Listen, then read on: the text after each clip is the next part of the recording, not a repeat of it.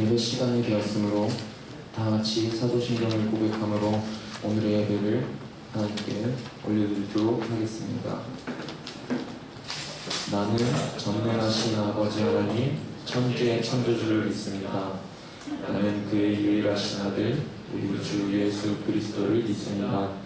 그는 성령으로 잉태되어 동정녀 마리아에게 전하시고 본디오 빌라도에게 고난을 받아 십자가에 못 박혀 죽으시고 장사된 지 사흘 만에 죽은 자 가운데서 다시 살아나셨으며 하늘에 오르시어 전능하신 아버지 하나님 우편에 앉아 계시다가 거기로부터 살아있는 자와 죽은 자를 심판하러 오십니다.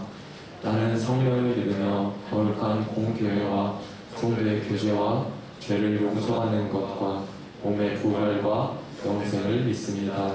아멘.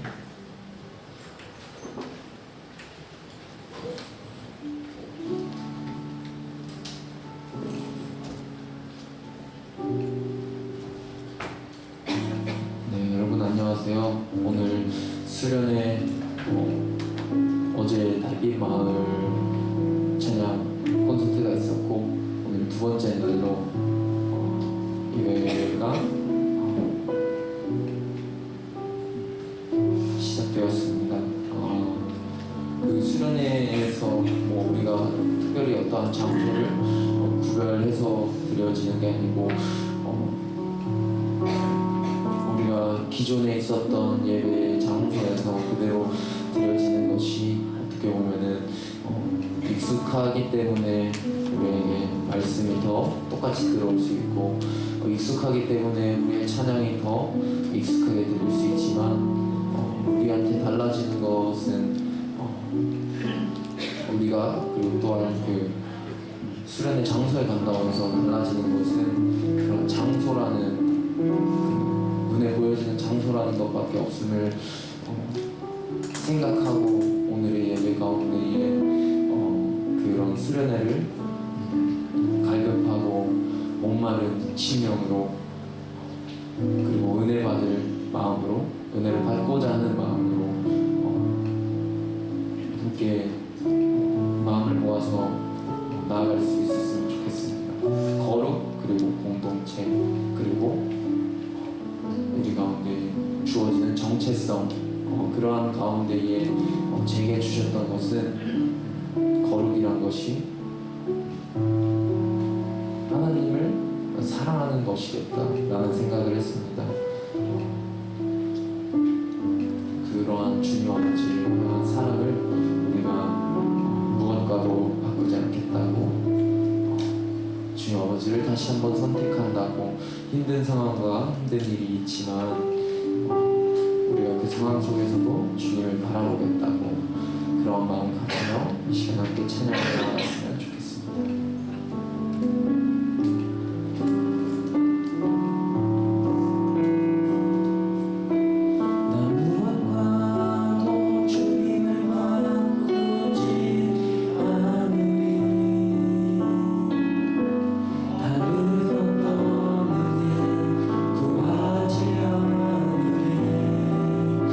오직 주님만이 내 삶에 도움을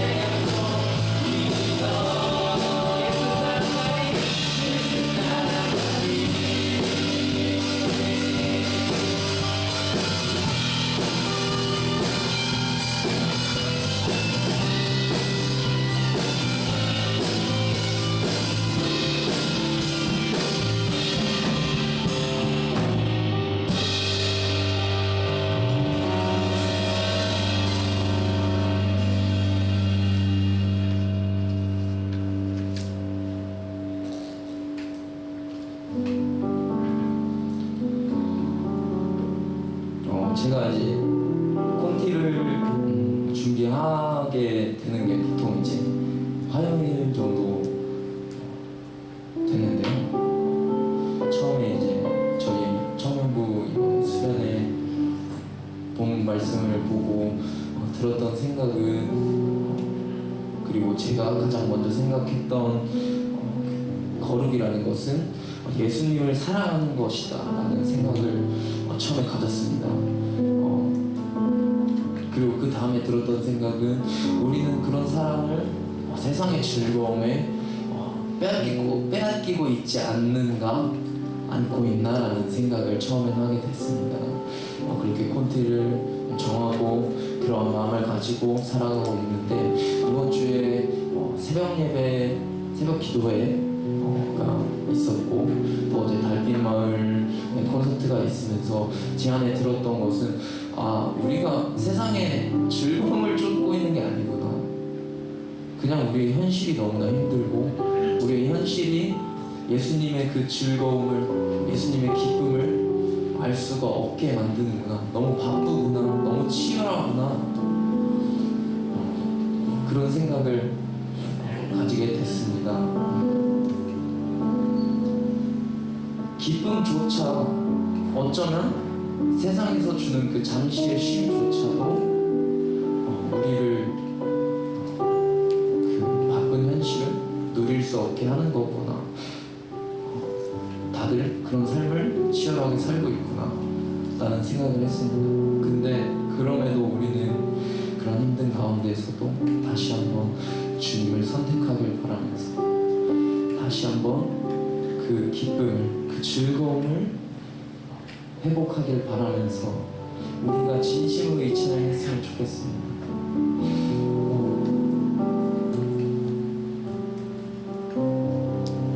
수련회 와서 괜히 하는 말씀드리는 거 아니에요.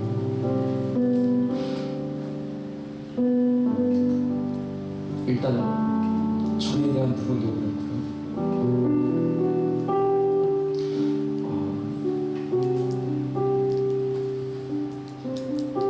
우리가 그 마음을 다시 회복하길 원합니다.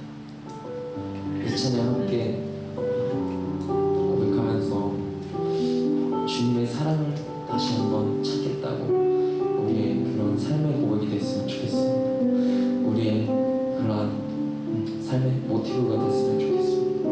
함께 찬양하며 나갑시다.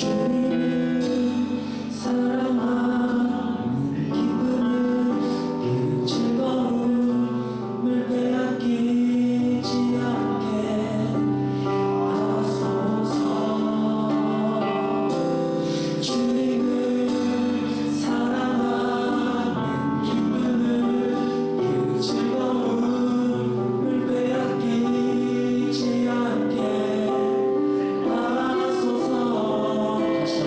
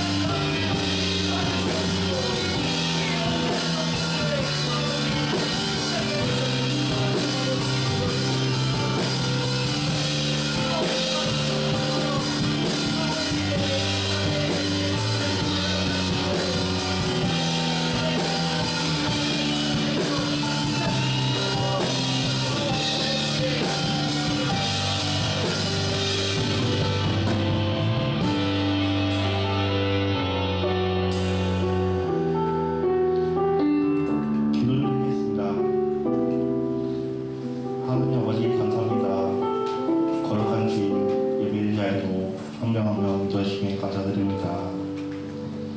주님 오늘도 시간 따라 허락해 주시고 아름답고 선선한 계절을 보내주십니다. 그 계절을 보낼 때마다 주님의 놀라운 자연을 보게 하시고 감사한 시간들이 넘치게 해주세요. 그리고 또한 이번 한 달과 남은 2020년들을 보내게 해주세요. 주님, 천년국 공동체가 날마다 그리스도의 삶과 감사와 은혜를 바라보며 살아가게 해주시고 소외되고 아픈 자를 먼저 바라보고 기억하는 시간들이 되게 해주세요. 또한 새가족과 장년자를 기억하며 나가게 해주시고 늘 찬양과 말씀과 기도가 끊어지지 않게 해주시고 늘 주님이 주신 전체가 줄을 입고 세상 가운데 살아가며 승리하게 해주세요. 주님, 천년국 안에서 가르치는 일을 어저께부터 손에다 진행되었습니다. 그 가운데에 수련을 준비하는 손길들이 있습니다. 그 손길 가운데 주님께서 함께 해주시고 통일해 주셔서 세임과 피곤을 챙겨 해주세요. 고를 그리스도의 정체성이라는 주제를 끌고 나아갑니다. 우리가 매일매일 살아갈 때에 그리스도 안에서 진정한 거룩이 무엇이고 주님이 주신 그리스도의 정체성이 무엇인지 알고 깨닫고 어떻게 살아가는지 깨닫는 시간들로 채워주세요. 또한 오늘 이중택 교수님께서 거룩과 영성이라는 주제を가지고 청년들에게 전해주십니다. 그 말씀을 품고 세상 속에 살아갈 때에 존경하고 기억하며 나가는 이분 한 주가 되게 해주시고 그 이후의 일정들도 주님께서 주관해 주셔서 이끌어 나가며 어떠한 것들에도 구애받지 않고 오직 성령이신 주님께 집중하는 시간들이 되게 해주세요.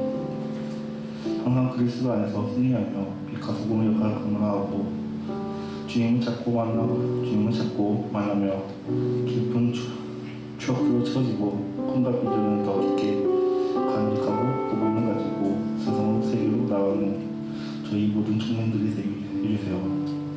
이 모든 말씀을 주님께 주관해 주시고 이끌어 주실 걸 믿고 사랑의 같이 예수님의 이름으로 기도드렸습니다. 아멘.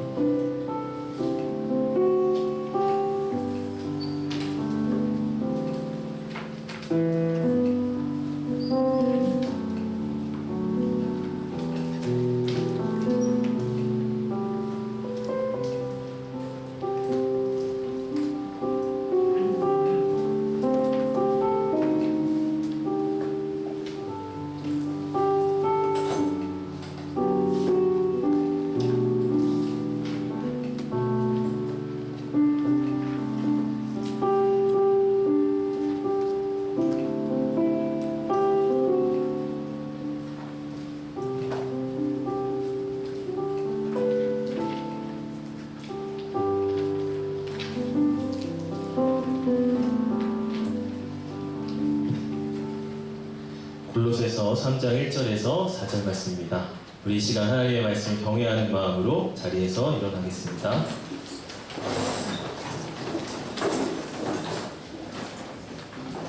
우리 오늘 주신 말씀을 합독하여서 골로새 3장 1절에서 4절 함께 읽겠습니다. 그러므로 너희가 그리스도와 함께 다시 살리심을 받았으면 위의 것을 찾으라. 거기는 그리스도께서 하나님 우편에 앉아 계시느니라. 위의 것을 생각하고 땅의 것을 생각하지 말라. 이는 너희가 죽었고 너희 생명이 그리스도와 함께 하나님 안에 감추어졌습니다. 우리 생명이신 그리스도께서 나타나실 그때에 너희도 그와 함께 영광 중에 나타나리라. 아멘. 이것은 하나님의 말씀입니다. 자리에서 앉겠습니다.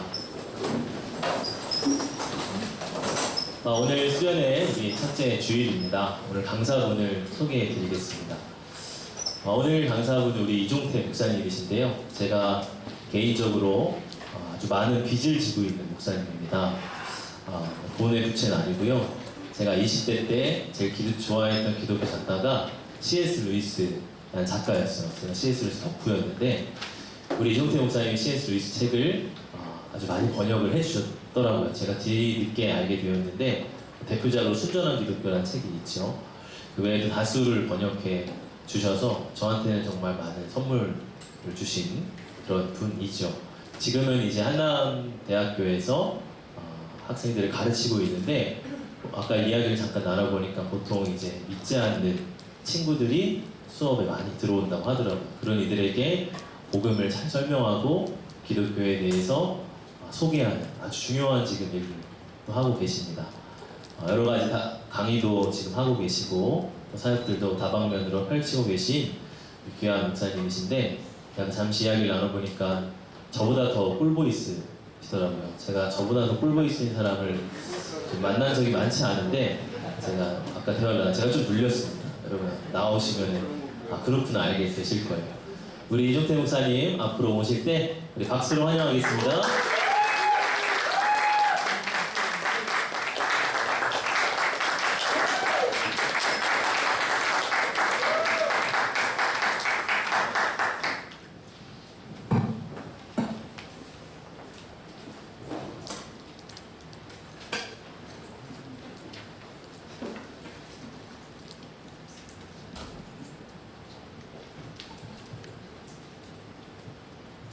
네, 여러분 반갑습니다. 방금 소개받은 이종태 목사라고 합니다. 반갑습니다.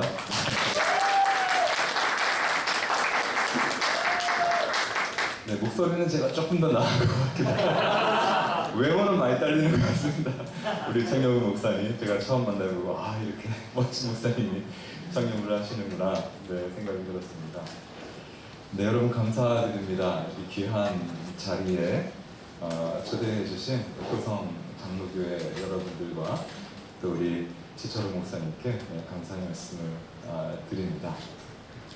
코비드도 있고 해서 참 오래간만에 저는 개인적으로 우리 이렇게 그 믿음의 청년들의 그 힘 있는 그 찬양의 현장에 그 경험이 오늘 경험했네요. 네, 참 많은 은혜를 받았습니다. 주님을 다시 선택하겠다. 또 예수님을 사랑하는 즐거움을 잃지 않겠다. 주님을 사랑하겠다. 라는 고백을 통해서 제가 은혜를 많이 받아서 저는 그냥 집에 가도 될 것 같은데 여러분한테 또 50분 이상 설교를 하라 하셔가지고 네, 여러분들과 더불어 50여 분 동안 1시간 가까이 하나님의 말씀을 같이 상고하는 시간을 가져볼까 합니다. 저는 아까 소개해 주신 대로 C.S. 루이스를 좋아하고 또 전공했고요. 혹시 C.S. 루이스 순전한 기독교 책 혹시 읽어보신 청년들 있나요? 제가 좀 현황을 알고 싶은데 한번 손을 들어보시겠어요? 같이 오셨나요? 감사합니다. 어떻게 미리 알고 오셨네요. 네, 감사합니다. 네, 그리고 또 전 유진 피터슨 목사님을 좋아해서 피터슨 목사님 메시지 성경 혹시 읽는 청년들이 있으신지 모르겠는데 그 번역자 중에 한 사람으로 번역을 해드렸습니다. 근데 저는 전공은 기독교 영성학이라고 하는 신학의 한 분과를 공부를 했는데요. 네, 오늘 제가 준비한 그 말씀은 주어진 주제인 거룩, 그리스도인의 정체성 이 문제에 대해서 우리 성서가 특히 성서 안에 영성의 세계가 우리에게 무엇을 말하는지에 대한 강의 같은 설교, 설교 같은 강의로 이렇게 준비를 했습니다. 다소 추상적인 내용일 수 있지만 제가 기도하기는 설교를 전하는 저는 저로 또 설교를 들으시는 여러분들은 우리 모두가 함께 이 말씀 안에서 우리 각자를 향한 구체적인 하나님의 권면과 또 도전과 또 위안을 얻으실 수 있기를 주님의 이름으로 축원드립니다. 네, 거룩이라는 주제를 가지고 우리가 수련회를 하고 있는데요. 여러분 거룩 그러면 어떤 게 떠오르십니까? 어떤 사람이 거룩한 사람일까요?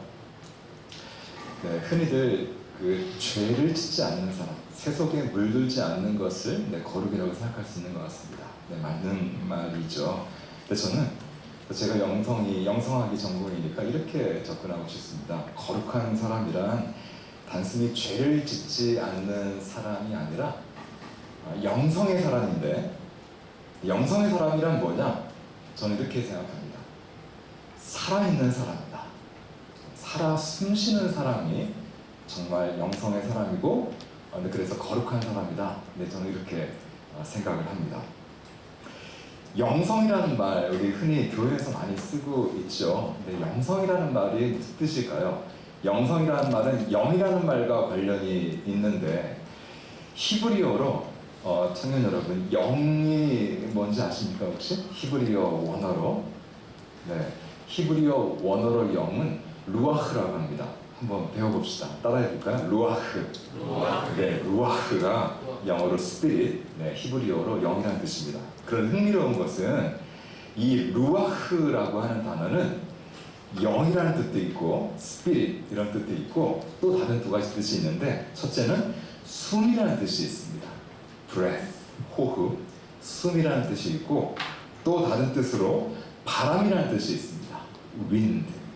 그래서 성서를 번역하는 이제 학자들은 이제 루아흐라는 단어가 나오면 어떤 부분에서는 그거를 영이라고 번역하고 어떤 부분에서는 숨이라고 번역하고 어떤 부분에서는 바람이라고 번역하고 그 맥락에 따라서 번역을 하게 됩니다. 그러니까 성서 히브리어 안에 담겨있는 그 영적인 상상력에 따르면 영이다, 영성이다, 영적인 삶이라고 하는 것은 숨이라는 것, 또 바람이라는 것과 깊은 관련이 있다는 생각을 우리가 해볼 수 있을 것 같습니다. 그렇다면 먼저 숨, 여러분 숨이라는 게 뭘까요? 숨 하면 뭐가 떠오르시나요? 네, 저는 생명이라는 단어가 떠오릅니다. 그렇죠? 생명이 있다는 것은 숨을 쉬고 있다는 것이고 숨을 쉬고 있다는 것, 살아 숨쉬고 있다는 것이 바로 생명이 있다는 것이잖아요. 네, 그래서 영성의 사람이라 우리가 살아 숨쉬는 여러분 그런 사람 있지 않습니까? 우리가 교회 안에서나 또 밖에서 만나보면 또 내 자신도 그렇고 어떨 때는 죽지 못해 사는 것처럼 느껴지고 내 자신도 그럴 때가 있는가 하면 어떤 사람은 정말 살아 숨쉬는 것 같은 눈빛이 살아있고 심장이 뛰는 것 같은 그 생명이 느껴지는 그런 분들이 있잖아요. 그런 것이 바로 생명 있는 영성의 삶이죠. 두 번째, 영이라는 말과 관련되는 말로 운동인데요. 바람인데요. 바람이라는 단어는 저는 운동을 생각하게 됩니다. 그렇죠? 바람이 분다 하면 뭡니까? 그런 운동이 일어나는 거죠. 바람이 불어야 뭔가 사건이 일어나고 움직임이 일어납니다. 근데 정치 시즌이 되면 정치인들이 그렇죠? 바람이 일어나기를 바라잖아요. 우리 교회 안에서 들었습니다. 아무리 우리가 노력을 하고 애써도 되지 않는데 바람이 일어나면 안 되는 일도 됩니다. 성령의 바람이 일어나면 그렇다는 거죠. 바람이 불지 않으면 아무 일도 일어나지 않는데 바람이 불면 사건이 일어나고 뭔가가 새로운 일이 시작이 됩니다. 개인의 삶과 또 공동체의 삶에 변화가 시작이 되는 것이죠. 이렇게 볼 때 성경적인 의미에서 영, 루아흐란 생명의 운동과 관련된 말이다 이렇게 정리해보면 좋겠습니다. 영이란 성경이 얘기하는 영이란 생명의 운동과 관계된 말이다. 다시 말해 영이 있다, 루아흐가 있다는 말은 바로 그 자리에 생명의 운동이 있다는 말입니다. 죽었던 사람이 죽지 못해 살던 사람이 뭔가 살아나는 정말 인생을 사는 것처럼 살게 되는 그런 운동, 생명의 운동이 있는 곳에 루아흐가 있고 루아흐가 있는 곳에 생명의 운동이 있습니다. 그런데 성경은 이러한 생명의 운동을 일으키는 루아흐의 원천은 바로 다름 아니라 하나님이라고 그렇게 우리에게 말씀합니다. 루아흐는 다름 아니라 바로 하나님으로부터 오는 것이다. 우리 함께 성경 창세기 2장 7절 말씀을 띄워주시기 바랍니다. 함께 같이 한번 읽어보도록 하겠습니다. 여호와 하나님이 땅의 흙으로 사람을 지으시고 생기를 그 코에 불어넣으시니 사람이 생명이 되니라. 네, 잘 아는 말씀이죠. 하나님이 사람을 창조하실 때 사람에게 생기를 불어넣어 주셨다 이렇게 말씀합니다. 그런데 여기서 이때 이 생기라고 하는 말은 원어를 볼 때 하나님의 숨이라는 말과 밀접한 관계가 있는 그런 말입니다. 하나님이 사람에게 숨을 불어넣어 주신 것이죠. 숨, 생명의 숨, 생명의 기운, 살게 하는 기운을 사람에게 불어넣어 주셔서 그래서 비로소 사람이 된 것입니다. 하나님이 숨을 불어넣어 주신 존재. 네. 그래서 그 하나님이 불어넣어 주시는 그 숨을 받아 쉬며 살아가는 존재. 네, 그것이 바로 성경이 우리에게 보여주는 인간입니다. 그래서 성경의 인간관에서는 하나님이 불어넣어 주시는 이 숨을 떠나서는 인간을 논할 수 없고 인생을 논할 수 없습니다.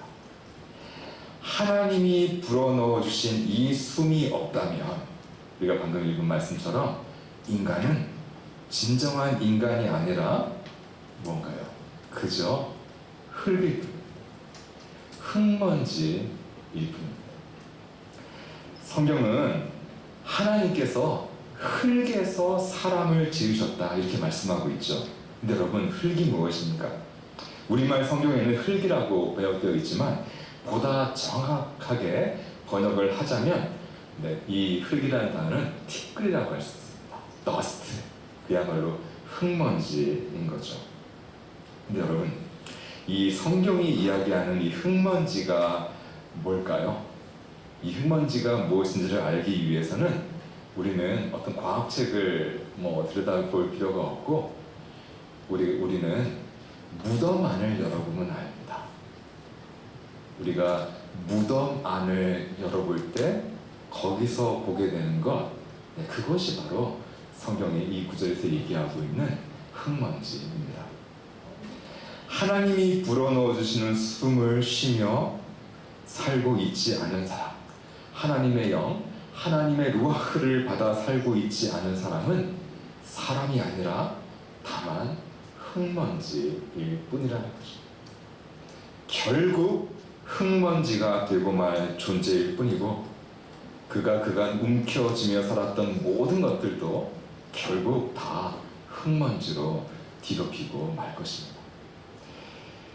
우리 사람의 이 생명을 일컬어서 우리말로 목숨이라고 하지 않습니까? 저는 이 목숨이라는 우리나라 말에 들어있는 또 상상력이 재미있습니다. 목숨, 무슨 뜻일까요? 그냥 우리 목에 붙어있는 숨, 그런 뜻인 것 같습니다. 목에 붙어있는 숨, 목숨. 오늘은 붙어있지만 내일은 또 어떻게 될지 모르는 숨. 우리의 목이 흙으로 돌아가면 결국 허공으로 사라져버리고 마는 숨. 그래서 그야말로 한숨에 불과합니다. 그래서 그런 것 같습니다. 목숨이 전부인 줄 알고 살아가는 인생은 늘 한숨 쉬며 살아가게 되죠. 근데 여러분, 하나님께서 이런 숨, 이런 한숨을 쉬며 살라고 우리 인간을 창조하셨겠습니까? 하나님이 창조하신 생명의 삶이 바로 이런 것이겠습니까? 그렇지 않죠. 그런 건 진정한 의미에서 정말 사는 것이 살아 숨쉬는 것이 아니죠. 그런 것은 그저 목숨을 부지해 나가는 것일 뿐 정말로 사는 것, 정말 사는 것처럼 사는 그런 인생이 삶이 아닙니다. 삶을 사는 것이 아니라 죽음을 사는 것이라고 또 할 수 있겠죠. 우리 기독교 신앙이 얘기하는 구원이란 바로 이런 죽음 같은 삶에서, 이런 험으로부터 저와 여러분을, 우리 인생을 구원해 주신다는 것입니다. 어떻게 해요? 생명의 영, 하나님의 생명의 숨을 우리에게 불어 넣어 주심으로. 성현 여러분, 우리 예수님께서 제자들에게 나타나셔서 생명의 숨을 받으라 이렇게 말씀하신 적이 있습니다. 혹시 언제인지 아십니까? 요한복음 20장의 장면인데요. 십자가에 달리시고 3일 만에 죽음을 이기신 예수 그리스도께서 제자들을 찾아오십니다. 제가 읽어드리겠습니다. 이날 곧 안식 후 첫날 저녁 때에 제자들이 유대인들을 두려워하여 모인 곳들의 문들을 닫았더니 예수께서 오사 가운데 서서 이르시되 너희에게 평강이 있을지어다. 이 말씀을 하시고 손과 옆구리를 보이시니 제자들이 주를 보고 기뻐하더라. 예수께서 또 이르시되 너희에게 평강이 있을지어다. 아버지께서 나를 보내신 것 같이 나도 너희를 보내노라. 이 말씀을 하시고, 우리 22절 함께 읽어볼까요? 시작. 이 말씀을 하시고 그들을 향하사 숨을 내쉬며 이르시되 성령을 받으라. 네, 부활하신 주님께서, 죽음을 이기신 우리 주님께서 제자들, 죽음이 두려워서 사방을 닫아놓은 좁디 좁은 곳에 숨어 웅크리고 있는 제자들에게 나타나셨습니다. 그리고는 그들을 향해 숨을 내쉬시면서, 예수님의 상징적인 영적인 행동이신 거죠. 그들을 향해서 숨을 후 하고 내쉬시면서 예수님께서 이렇게 말씀하십니다. 성령을 받으라. 죽음을 이기신 주님, 사망 권세를 이기신 주님께서 죽음의 그늘에 주저앉아 있는 우리들에게 나타나셔서 우리에게 숨을 불어넣어 주시며 말씀하고 계신 것입니다. 성령을 받으라. 하나님의 영, 하나님의 숨을 받으라. 여러분은 하나님의 영, 하나님의 숨, 성령을 받으셨습니까? 아멘 드리기가 좋네요. 받으셨습니까? 네, 아멘. 받으셨습니다. 예수 그리스도를 나의 주님이요 구세주로 믿고 영접한 사람, 성부와 성자와 성령의 이름으로 세례받은 사람은 다 성령을 선물로 받은 것입니다. 그런데 성령을 받는다는 것은, 성령을 받았다는 것은 마치 성령을 마치 나의 소유물처럼 내가 소유하게 된다는 뜻이 아니라 반대로 성령이 나를 소유하게 된다, 그 뜻입니다. 내가 성령의 소유물이 된다는 뜻이죠. 근데 여러분, 내가 성령의 소유물이 될 때 어떤 일이 일어날까요? 바로 살아 숨쉬는 사람이 됩니다. 그래서 성령을 받은 사람, 정말로 구원받은 사람은 그저 목숨을 위해, 그저 자신의 목숨을 위해 무엇을 먹을까, 무엇을 마실까, 늘 그런 염려에 입각해 평생을 살아가는 사람들과는 다른 호흡으로 이 세상을 살아가게 됩니다. 그들은 하나님의 도구가 됩니다. 지금도 세상 도처에서, 교회 안팎에서 생명을 살리는 생명운동을 주도하고 일으키고 운행하고 계신 성령 하나님의 도구가 되어 하나님 나라의 일꾼이 됩니다. 그리고 인간은 이렇게 성령의 도구가 되고 하나님 나라의 일꾼이 될 때 비로소 제 인생의 뜻을 알게 되고 하나님이 만들어가고 계신 역사의 무대에서 정말 살아 숨쉬는 사람으로 살게 되죠. 눈빛이 살아있고 가슴이 살아있는, 심장이 뛰는 그런 사람들이 됩니다. 우리 예수님께서 제자들에게 나타나 부어주시는 그 숨이 그 제자들을 변화시키는 까닭은, 그 숨은 부활 생명의 숨, 죽음을 이기신 부활 생명의 숨이었기 때문에 그런 것이죠. 근데 여러분, 부활이라고 하는 것이 무엇입니까? 부활. 부활이란 무엇인가? 여러 가지 생각, 또 여러 가지 말로 표현할 수가 있을 것입니다. 그런데 저는 이렇게 믿고 있습니다. 부활이란 다시 심장이 뛰기 시작하는 것이다. 멋진 말 아닌가요? 멋진 말이죠. 부활이란 다시 심장이 뛰기 시작하는 것이다. 근데 보면 부활이라고 하는 것을 다시 심장이 뛰기 시작하는 것이라고 믿지 못하는 분들이 계신 것 같습니다. 부활을, 성경이 말하는 부활을 다시 심장이 뛰기 시작하는 것으로 믿지 못하고 그저 부활을 죽은 다음에 유령이 되는 것쯤으로 상상하는 그런 분들이 계신 것 같습니다. 근데 여러분, 죽은 다음에 유령이 되는 것, 유령이 되어서는, 홀령이 되어서는 그런 홀령들이 모여 산다는 내세라는 곳에 가서 평안히 영원히 지내는 것, 거기서 유령처럼 지내는 것, 그런 것은 성경이 우리에게 가르치는 부활이 못 됩니다.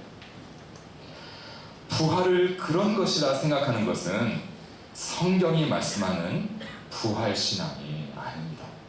그것은 사실 불신앙, 부활을 온전히 믿지 못하는 불신앙. 부활은 다시 심장이 뛰기 시작하는 것입니다. 근데 여러분, 유령은 어떻습니까? 유령이란 심장이 뛰지 않는 존재이죠. 왜 유령은 심장이 뛰지 않습니까? 네, 유령에게는 심장이 없으니까 그런 것이죠. 유령에게는 뼈와 살이 없으니까 그런 것이죠. 제자들이 모여있는 곳에 우리 부활하신 예수님께서 나타나셨습니다. 나타나셔서는 친히 그들 가운데 서서 이렇게 이르셨습니다. 너희에게 평화가 있을지어다. 근데 여러분, 누가복음 24장에서 제자들의 처음 반응이 무엇이었는지 아십니까? 그들은 예수님을 보고 처음에 무서워했습니다. 놀라고 두려워했습니다. 왜 놀라고 두려워했을까요? 예수님을 유령이라고 생각했던 것입니다. 24장 37절은 이렇게 말합니다. 그들은 놀라고 무서움에 사로잡혀 유령을 보고 있는 줄로 생각하는지라.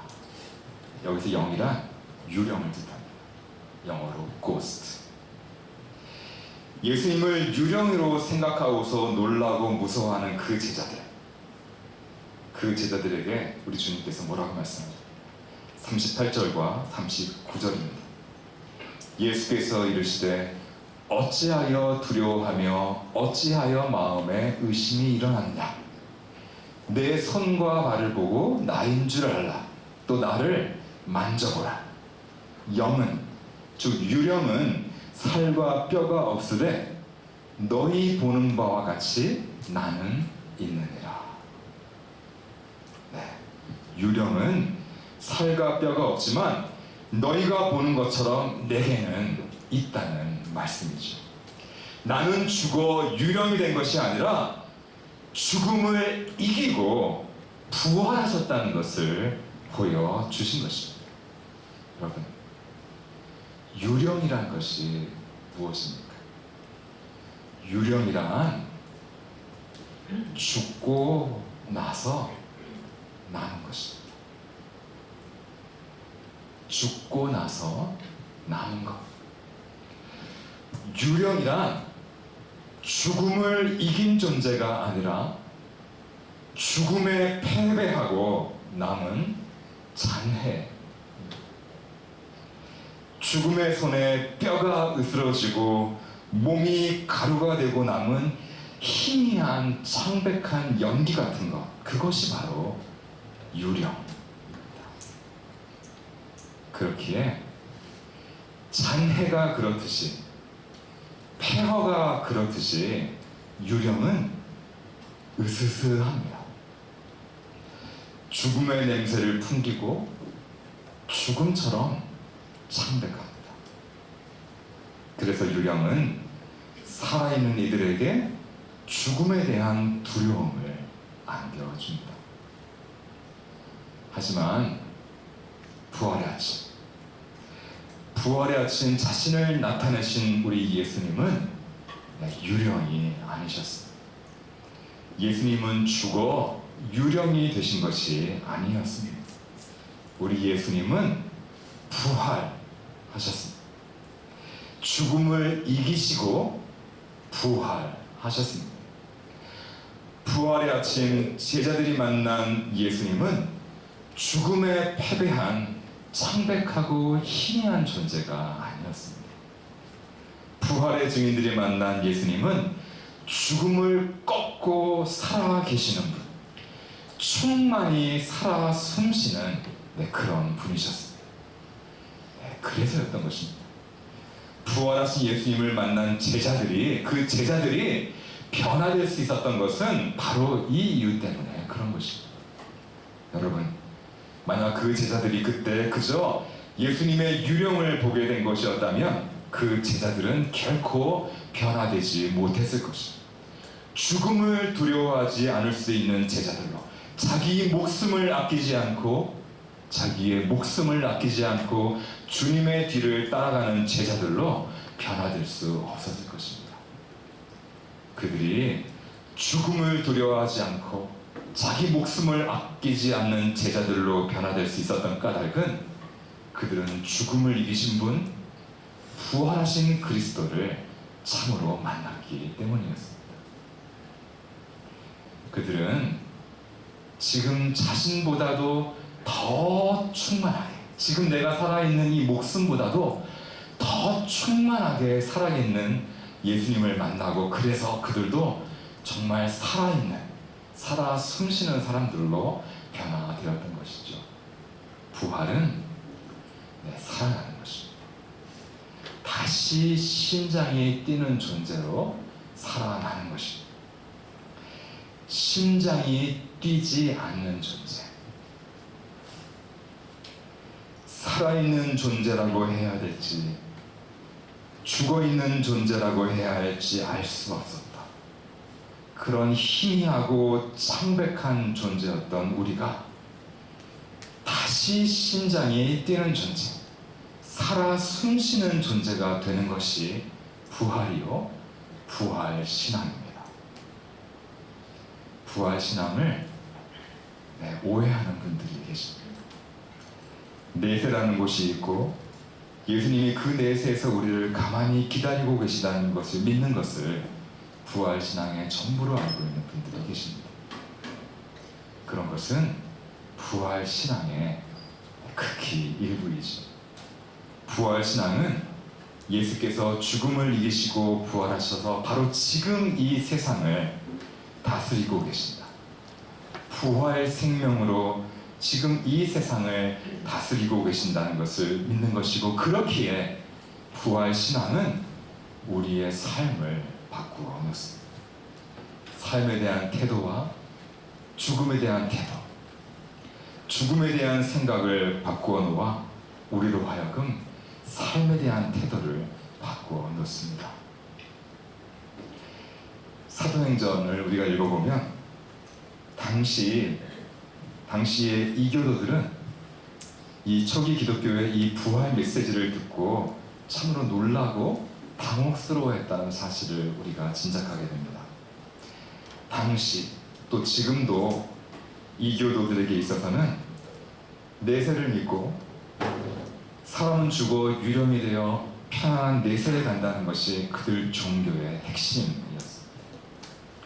종교를 믿는 이유는 내세에 편하게 지내기 위한 것입니다. 말하자면 내세의 복지를 도모하는 것입니다. 그래서 그들의 종교는 현세와는 별 상관이 없는 것이었어요. 내세를 대비하자는 것이지 현세에 대한 그들의 생각, 현세를 살아가는 그들의 삶을 바꾸어 놓는 것이 못 되었습니다. 그래서 그들의 종교는 뭔가 유령처럼 으스스하고 그들의 영성은 유령처럼 창백하고 그들의 삶은 유령처럼 힘이 있습니다. 그들은 이 땅에서의 삶을 충만히 사는 그런 사람들이 못 되었어요. 그도 그럴 것이 결국 죽음으로 끝날 인생, 결국 종말로 파국을 맞을 이 세상인데 그런 인생, 그런 세상에 대해 무슨 애정, 무슨 사랑, 무슨 기쁨이 우리 안에서 샘솟아날 수 있겠습니까? 그저 미지의 죽음이 두려울 뿐이고 그래서 죽음 뒤의 세상, 내세에서의 안전과 복지를 보장해주는 종교를 찾아 마치 연금 붓듯이 종교적인 의무를 이행하면서 이 세상을 그저 망할 세상이라고 욕하고 인생을 그저 허무하다 한숨 쉬면서 그저 내세를 꿈꾸며 살아갈 뿐이었습니다. 그런데 그렇게 내세를 꿈꾸며 살아가는 이 세상에서 잠자듯이 살아가는 인생들에게 그리스도교의 부활 메시지는 청천벽력 같은 메시지였습니다. 그것은 이제 잠에서 깨어나라 하는 외침이었습니다. 이제 잠에서 깨어나라. 일어나라. 날이 밝았다. 새 날이 동터왔다. 예수 그리스도 안에서 새로운 세상이 동터왔다 하는 그런 선언이었습니다. 부활 세상, 부활 생명이 죽음을 삼키는 그런 세상이 이 세상 속으로 뚫고 들어왔다 하는 그런 선포였습니다. 하나님 나라가 그리스도 안에서 도래했다 하는 그런 선포였습니다. 도무지 믿기 어려운 소식, 믿어지지 않을 만큼 너무도 좋은 소식입니다. 사도행전은 이 너무도 좋은 소식을 듣고 믿고 전한 초기 기독교인들의 삶을 우리에게 보여주죠. 그 부활 신앙인들의 삶을 우리에게 보여줍니다. 부활하신 예수 그리스도를 만난 제자들의 삶이 어떻게 바뀌었는지를 우리에게 이야기해 줍니다. 그들의 삶은 생명으로 가득한 삶이었습니다. 사도행전 2장, 우리가 잘 아는 말씀입니다. 믿는 사람이 다 함께 있어 모든 물건을 서로 통용하고 또 재산과 소유를 팔아 각 사람의 필요를 따라 나눠주며 날마다 마음을 같이하여 성전에 모이기를 힘쓰고 집에서 떡을 떼며 기쁨과 순전한 마음으로 음식을 먹고 하나님을 찬미하며 또 온 백성에게 칭송을 받으니 주께서 구원받는 사람을 날마다 더하게 하신다. 그들은 하나가 되었습니다. 사랑으로 하나가 되었습니다. 그리고는 자기 소유를 필요한 사람들과 아낌없이 나누었습니다. 그리고 그들은 서로의 집에서 함께 기쁘고 순전한 마음으로 함께 음식을 나누었습니다. 사랑으로 하나 되어 함께 모여 기쁘고 순전한 마음으로 음식을 나눠 먹는 것. 청년 여러분, 이것이 바로 초기 그리스도인들이 보여주었던 부활 생명의 삶, 부활 신앙의 삶이었습니다. 죽음을 이긴 삶, 생명으로 충만한 삶이었습니다. 아니 뭐 이런 것이 무슨 부활 생명이냐, 부활 신앙이냐고 묻는 분이 계실지 모르겠습니다. 저는 상상해 봅니다. 이렇게 사랑으로 하나 되어 함께 모여 기쁘고 순전한 마음으로 음식을 나눠 먹는 그들에게 어느 날 어떤 이교도가 찾아와 묻습니다. 아니 당신들은 부활이라는 것을 전해서 세상을 온통 시끄럽게 만들고 있는데, 종교계를, 철학계를, 과학계를 시끄럽게 만들고 있는데, 그 부활이라는 것이 대체 뭐요? 증거를 대보시오. 네, 그 성도들은 뭐라고 대답했을까요? 아마 그 부활 신앙인들은 이렇게 말했을 거예요. 보십시오. 와서 보십시오. 우리는 이렇게 하나가 되었습니다. 사랑으로 하나가 되었습니다. 그리고 사랑으로 하나 되어 누구도 자기 것을 자기 것이라 하지 않고 필요한 사람들과 아낌없이 나누고 있습니다. 이것은 우리가 전에는 감히 꿈도 꾸지 못했던 그런 삶입니다. 지금 우리는 전에는 꿈도 꾸지 못했던 기쁨과 환희 속에서 함께 모여 하나님을 찬미하며 음식을 나눠 먹고 있습니다. 부활하신 주님과 더불어 우리가 음식을 먹고 마셨던 것처럼 말입니다. 전에는 영생이라는 것이 무엇인지, 천국이라는 것이 무엇인지가 그저 희미했습니다. 아련하기만 했습니다. 마치 죽음 넘어 유령의 세계를 보는 것처럼 희미하고 아련했습니다. 하지만 이제는 아닙니다. 이제는 영생이 무엇인지 천국이 무엇인지가 너무도 분명해졌습니다. 왜냐하면 우리는 바로 지금 그것을 지금 보고 있고 지금 누리고 있기 때문입니다. 그것은 너무도 분명한 실체로 우리에게 나타났고 지금 우리는 그것을 보고 누리고 있기 때문입니다. 네, 아마 이렇게 대답하는 그 부활 신앙인들의 뒤에서는 제가 상상하기에 그 형제 자매들이 함께 모여 부르고 있는 어떤 노랫소리가 들려왔을 것 같습니다. 보라, 형제가 연합하여 동거함이 어찌 그리 선하고 아름다운고, 머리에 있는 보배로운 기름이 수염 곧 아론의 수염에 흘러서 그의 옷깃까지 내린 같고, 헐몬의 이슬이 시온의 산들에 내린 같도다. 거기서 여호와께서 복을 명령하셨나니 곧 영생이로다. 청년 여러분, 우리는 매주가 아니더라도 우리 예배할 때 사도신경으로 우리의 신앙을 고백할 때 나는 영생을 믿는다고 우리는 신앙을 고백합니다. 근데 이런 고백은 하늘의 영생이 예수 그리스도 안에서 바로 이 땅에 내려왔다. 영생이 우리 인생 속으로 들어왔다는 것을 믿는 고백입니다. 말씀이 육신이 되어 이 땅에 오신 것처럼, 말씀이 육신이 되어 이 땅에 내려오신 것처럼 하늘의 영생이 이 땅에 내려왔고, 그렇게 그 영생은 땅에 사는 하나님의 사람들의 몸을 통해서 몸을 움직여 살아가는 그들의 그 분명하고 구체적인 삶을 통해 그 영생이 나타나고 있다는 것을 믿노라고 고백하는 것입니다. 그렇게 믿고 그렇게 살고 그렇게 증언하는 것입니다.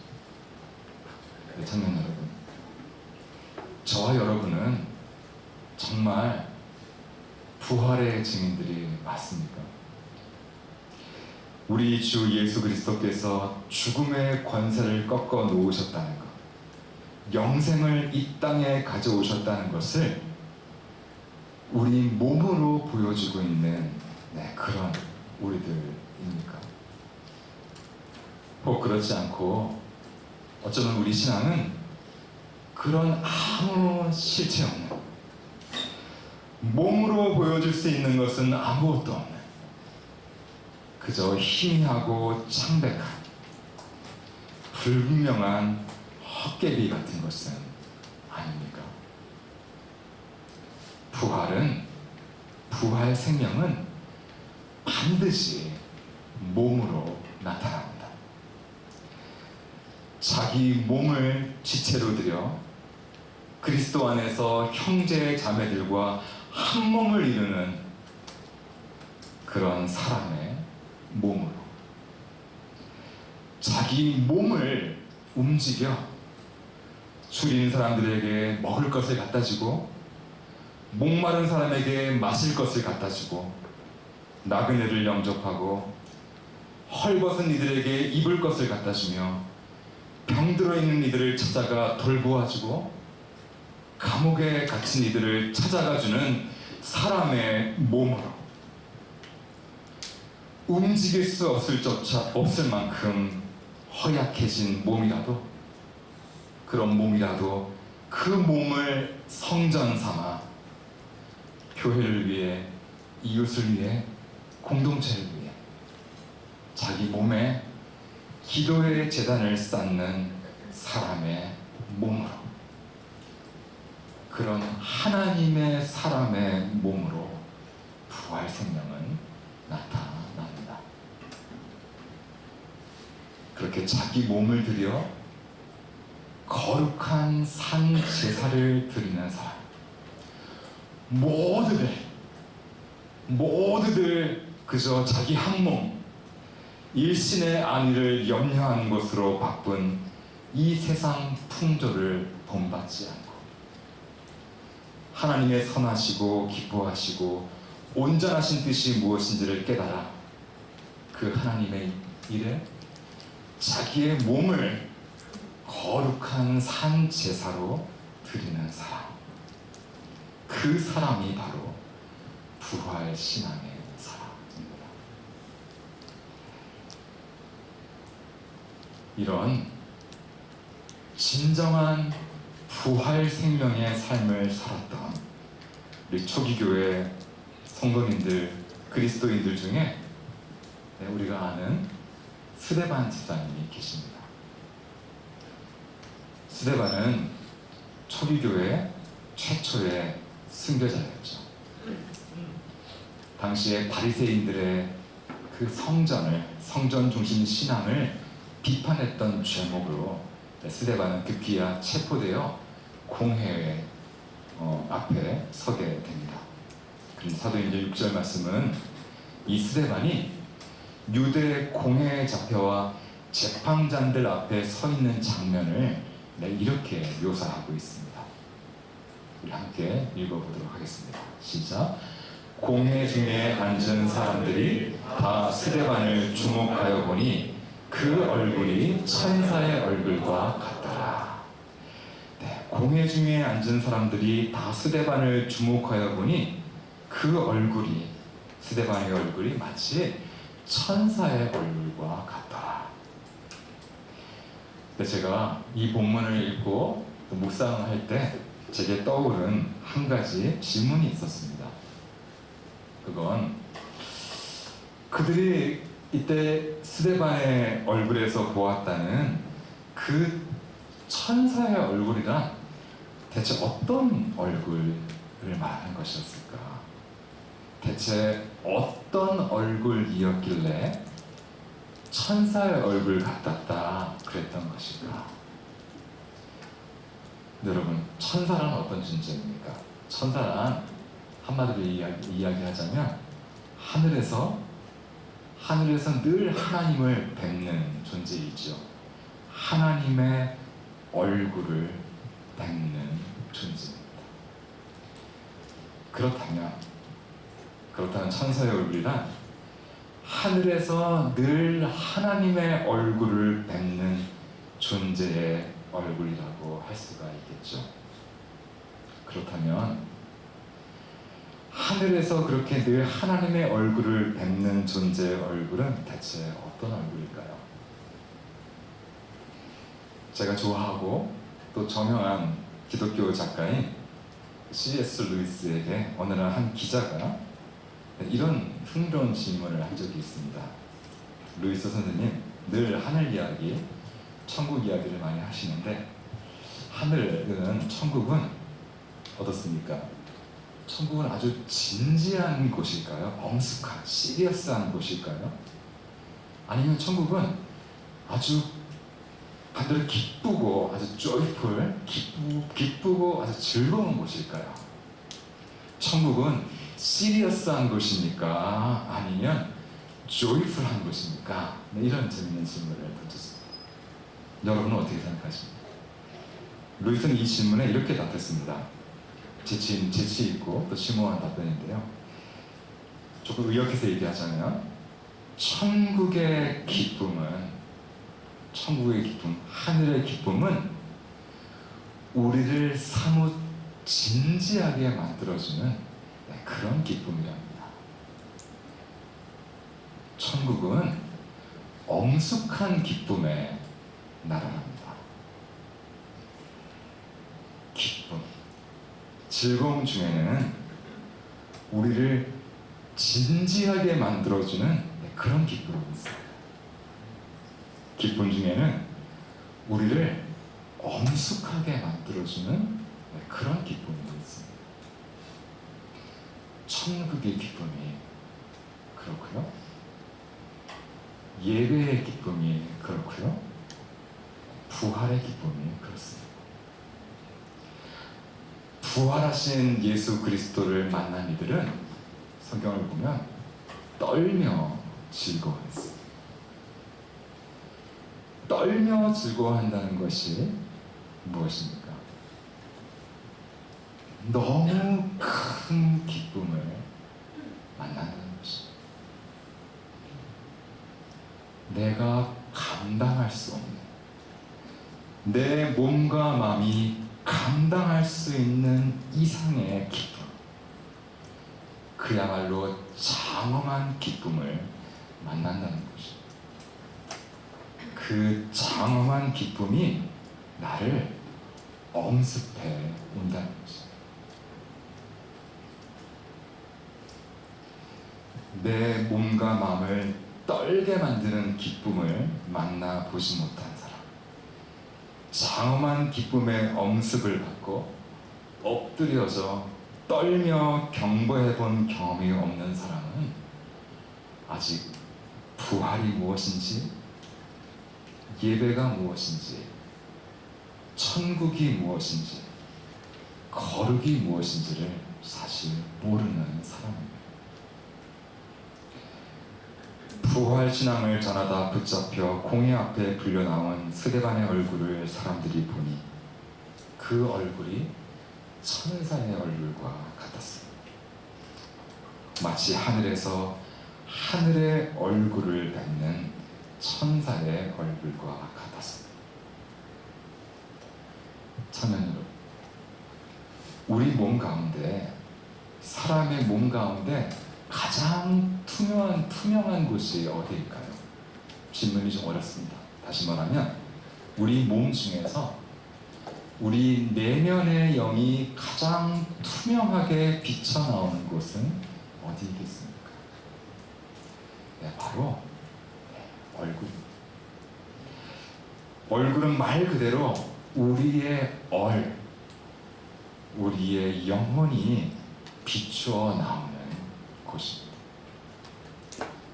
그래서 자고로 성인들, 거룩한 이들의 얼굴에서는 빛이 나왔습니다. 그 빛은 그들의 얼굴을 창문 삼아 비춰나오는 그들 내면의 빛이었던 것이죠. 그들 안에 가득히 모신 성령의 빛이었습니다. 여러분, 이런 빛을 보신 적이 있으십니까? 저는 가끔 봅니다. 예배를 인도하는 자의 특권은 이 자리에서 우리 함께 일어나 주님을 찬양합시다.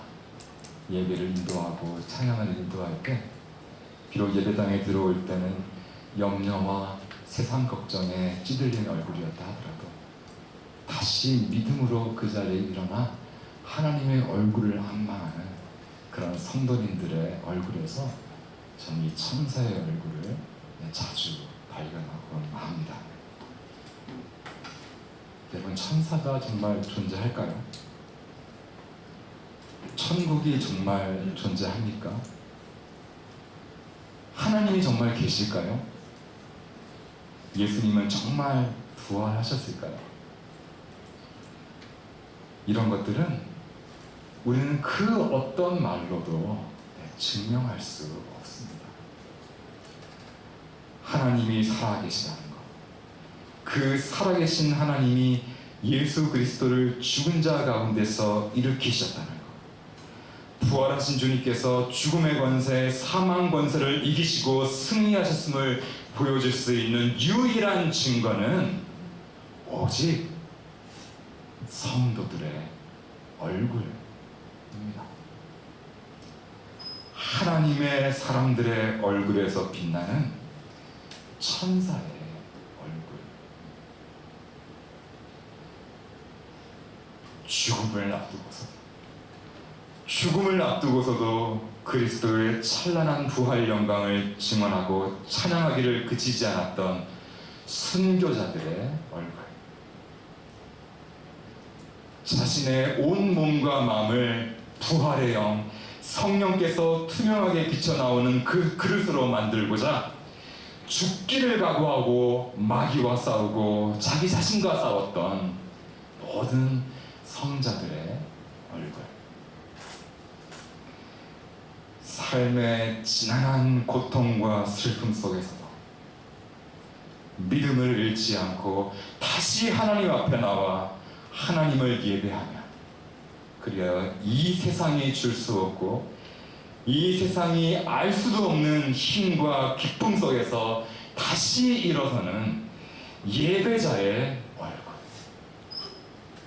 성도의 얼굴만이 부활의 증거입니다. 여러분, 청년 여러분,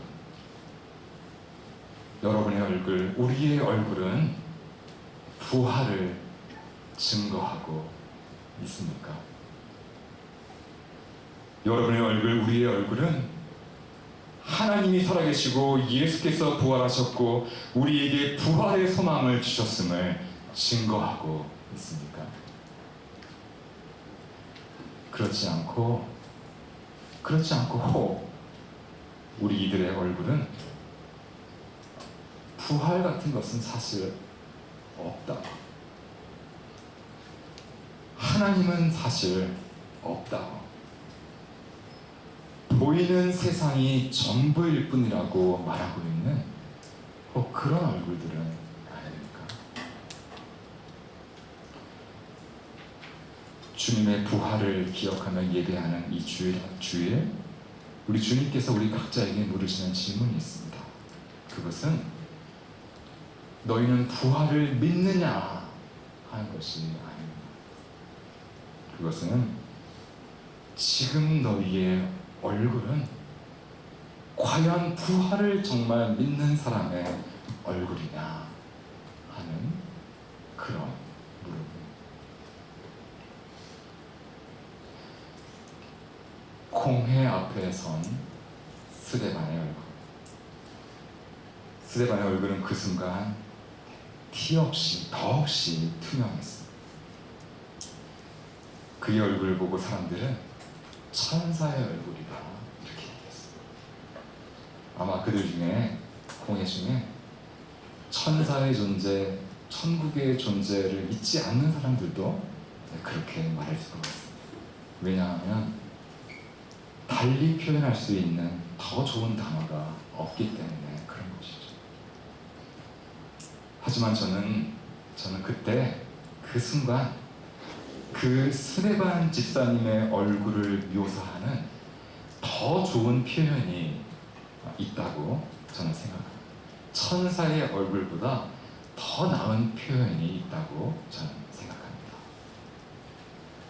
오늘 우리가 함께 봉독한 오늘의 본문 말씀인데요. 골로새서 3장의 말씀입니다. 제가 읽도록 하겠습니다. 그러므로 너희가 그리스도와 함께 다시 살리심을 받았으면 위의 것을 찾으라. 거기는 그리스도께서 하나님 우편에 앉아 계시느니라. 위의 것을 생각하고 땅의 것을 생각하지 말라. 이는 너희가 죽었고 너희 생명이 그리스도와 함께 하나님 안에 감추어졌습니다. 우리 3절과 4절 말씀을 다시 한번 반복해서 읽도록 하겠습니다. 이는 너희가 죽었고 너희 생명이 그리스도와 함께 하나님 안에 감추어졌습니다. 우리의 생명이신 그리스도께서 나타나실 그때에 너희도 그와 함께 영광 중에 나타나리라. 아멘. 우리의 생명은 지금 그리스도 안에서 하나님 안에 감추어져 있다는 것입니다. 그리고 우리의 생명이신 그리스도께서 나타나실 그때 비로소 우리의 진정한 영광이, 아이덴티티가, 정체성이 주님과 함께 영광 중에 나타날 것이다. 성경은 우리에게 이렇게 말씀합니다. 이 말씀으로 사도행전의 말씀을 비추어 보면 저는 이런 생각을 하게 됩니다.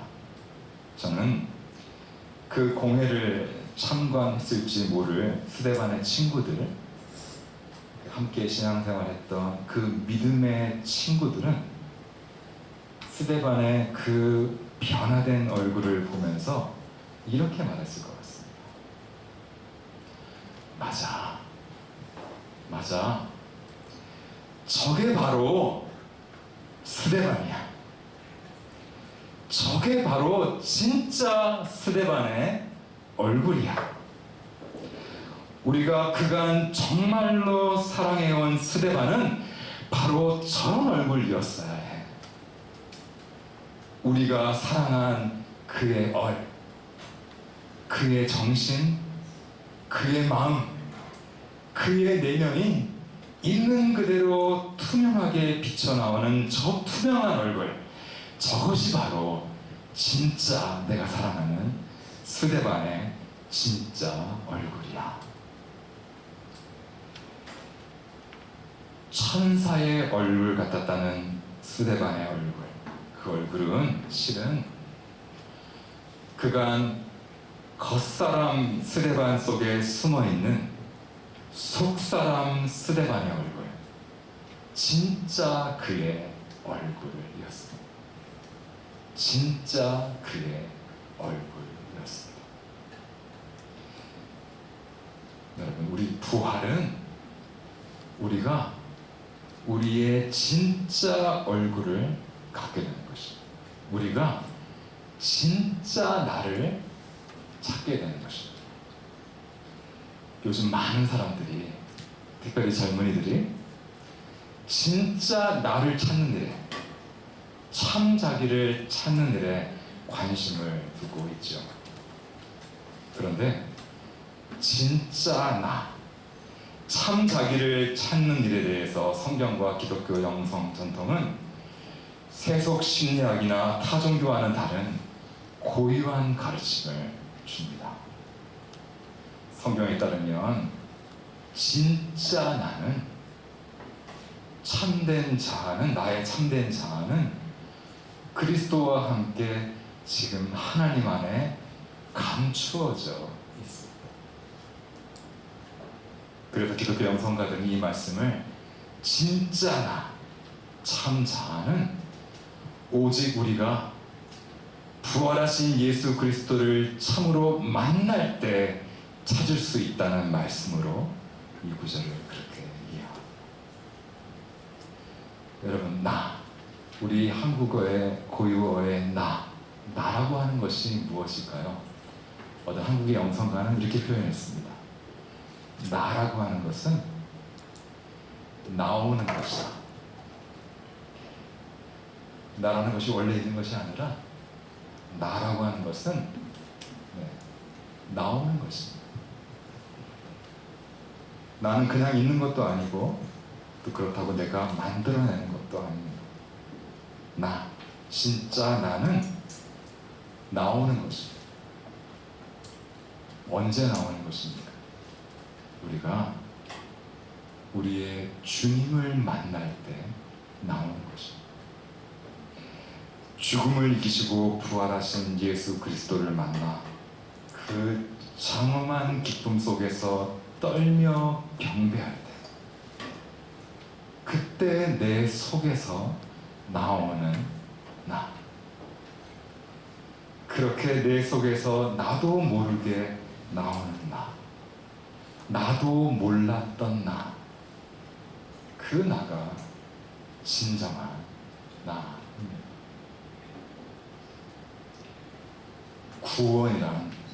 구원을 받는다는 것은 다른 말로 하면 진짜 나 자신이 된다는 것입니다. 그리고 사람은 진짜 자기가 될 때 기쁨을 누리죠. 세상이 우리 안에 주입시켜주는 온갖 욕망과 두려움을 그게 나인 줄 알고 살아가는 것이 아니라 주님을 만날 때, 주님을 경배할 때, 예수님을 사랑할 때 나오는 나, 나도 몰랐던 그 나가 바로 진짜 나입니다. 사랑할 때 나오는 나, 마치 봄이 오면 새싹이 나오듯이 그렇게 사랑이신 하나님을 만날 때 내 속에서 나와 나도 놀래키는 나, 그런 나가 진짜 나의 정체성입니다. 여러분, 우리는 아직 내가 되지 못했습니다. 덜 된 것이죠. 못된 것입니다. 저도 종태지만 저는 아직 종태가 되지 못했습니다. 종태가 덜 된 것입니다. 마치 우리 이 예배당처럼 우리 모두는 재건축 중인 것이죠. 우리 한번 우리 말씀을 마무리하면서 우리 옆에 있는 친구 이름을 다 아실 텐데 옆에 있는 친구에게 본인의 이름을 얘기하면서 나는 아직 종태가 아니야 뭐 이렇게 인사를 해볼까요? 옆에 있는 분들하고 인사 나누겠습니다.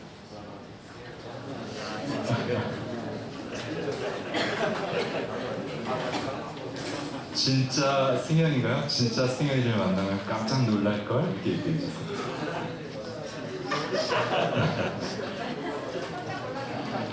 네, 우리는 아직 나가 못 되었습니다. 하지만 우리는 나가 될 것입니다.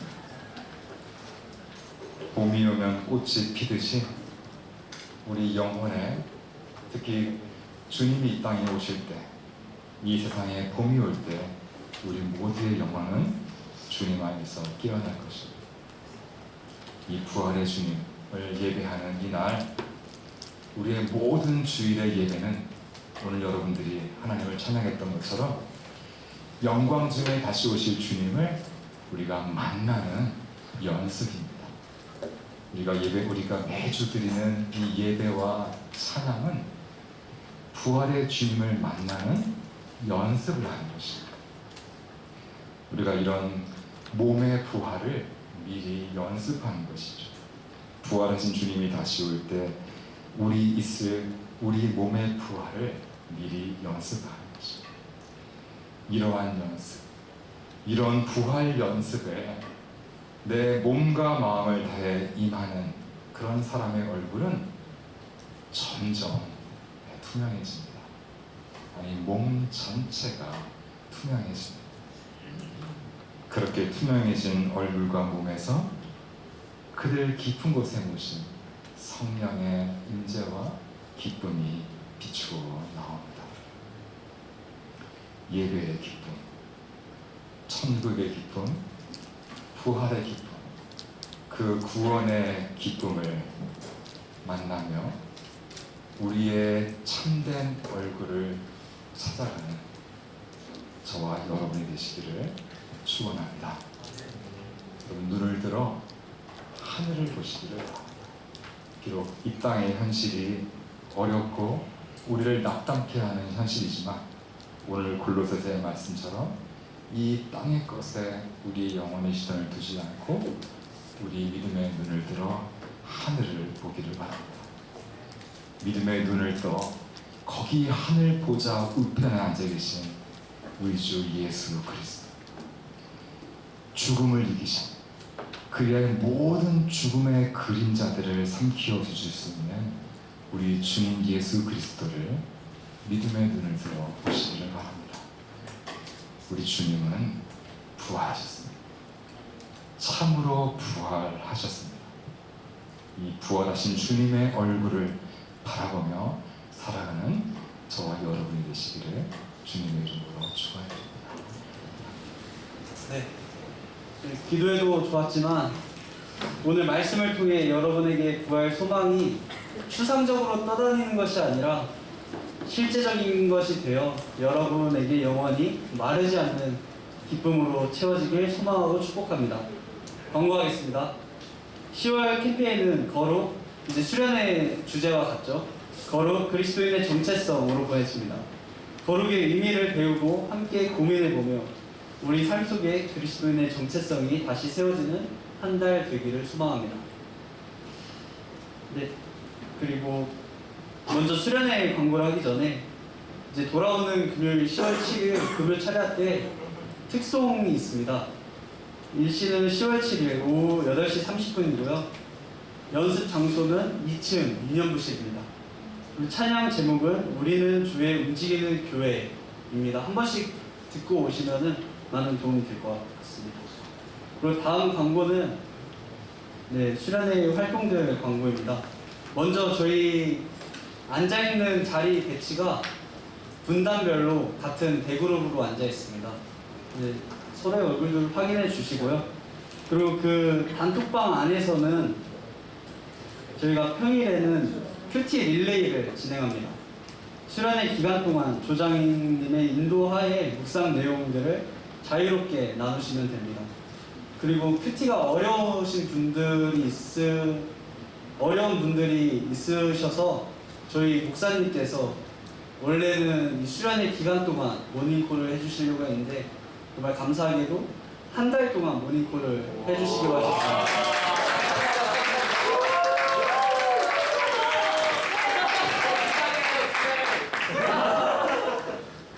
네, 그래서 모닝콜도 함께 들으시면서 특별히 창세기 말씀이 많이 어렵습니다. 그래서 또 그 어려움을 헤아려 주셔서 모닝콜 해주시니까 평일에도 저희가 말씀 붙잡고 함께 살아가기 원합니다. 그리고 또 편지지를 저희가 설치했습니다. 말로 표현하기 어려웠던 사랑, 용서, 격려, 응원 등의 마음을 서로에게 전달하는 통로로 사용해 주면 감사하겠습니다. 저희가 이 편지는 토요일 오후 3시에 설치할 예정이고요. 철거는 일요일 예배 후에 6시에 철거할 예정입니다. 그리고 이제 간혹 정성을 담아서 음식을 넣어주시는 분들, 간식을 넣어주시는 분들이 계시는데 저희가 그 마음은 직접 전달해 주시면 감사하겠습니다. 편지 안에 넣어두시면 음식이 이제 변질될 수도 있으니까요. 그거는 이제 빠르게 직접 전달해 주시면 감사하겠습니다. 다음 주 수련회 일정입니다. 10월 8일 토요일은 오후 6시 30분 3층 본당이고요. 저희가 미라클 오브 헤븐이라는 영화를 감상합니다. 그리고 10월 9일 오후 1시 30분 5층 예배당에서 이제 똑같은 예배 시간에 김성준 교수님께서 거룩과 예배라는 주제로 강의를 진행하십니다. 그리고 오늘 이종태 교수님께서 이제 본인이 이제 번역하신 그 순전한 기독교 책을 잠깐 얘기하셨는데 혹시 읽고 싶으신 분이 계시다면은 저에게 알려주시면 책을 빌려드리도록 하겠습니다. 그리고 이제 계속해서 수련회 등록을 받고 있습니다.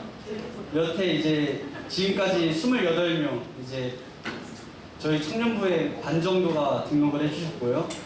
이제 계속해서 수련회 등록을 받고 있으니까요. 예배 후에도 뒤에 오셔서 임원분들께 문의해 주시면 이제 원활하게 수련회 등록을 도와드릴 수 있을 것 같습니다.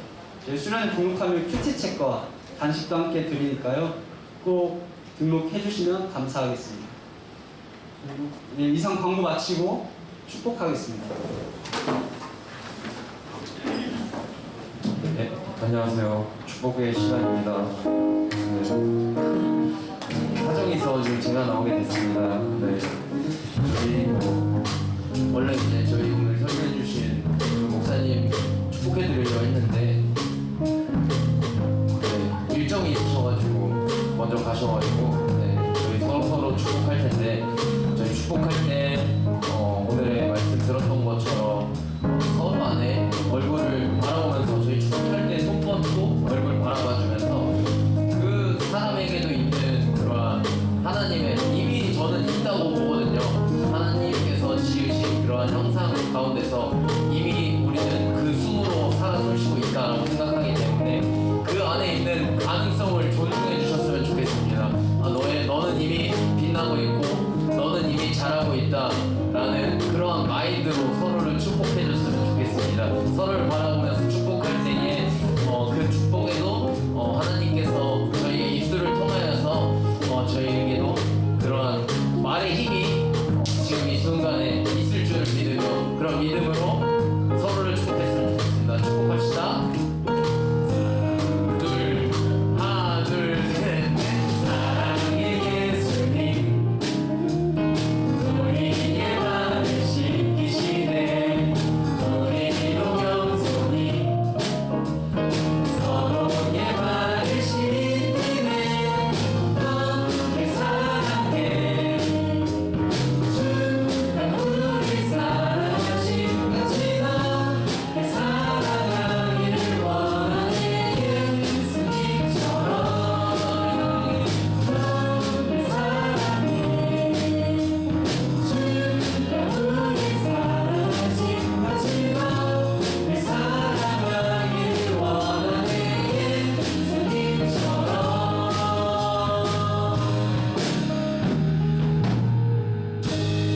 이제는 우리 주 예수 그리스도의 크신 은혜와 하나님 아버지의 무한하신 사랑하심과 성령의 교통하심이 오늘 하나님 앞에 살아 숨쉬는 영의 사람으로 살기를 소망하고 결단하는 이 자리에 모인 모든 주의 백성들의 머리 위에와 저들의 삶과 가정 위에 일터와 학업 위에 기도하고 준비하는 모든 일들 위에 이제로부터 영원까지 함께 하시기를 간절히 축원하옵나이다. 아멘.